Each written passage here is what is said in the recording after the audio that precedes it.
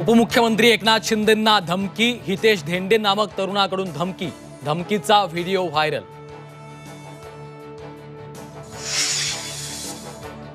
गृह खातं झोपा काढतंय का, राष्ट्रवादीचे सूरज चव्हाणांचा सवाल।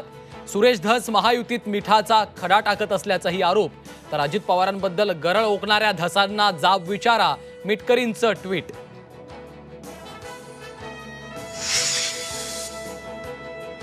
बीड जिल्ह्यातील सर्व पोलीस दल बरखास्त करा, खासदार संजय राऊतांची मागणी।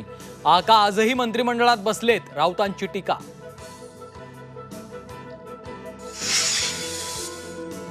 एसआयटी मधले अधिकारी वाल्मिक कराडची खास माणसं, महेश विघ्ने, मनोज कुमार वाघ वाल्मिकच्या ओळखीचे, जितेंद्र आव्हाडांचा गंभीर आरोप।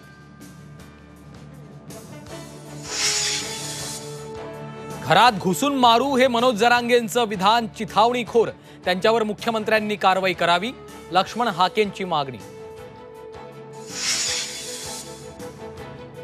महिलांना लाडकी बहीण योजनेचा वाढीव हप्ता मार्च नंतर, अर्थसंकल्पीय अधिवेशनानंतर 1500 ऐवजी 2100 रुपयांची वाढीव रक्कम जमा होणार, मंत्री राधाकृष्ण विखे पाटलांची माहिती।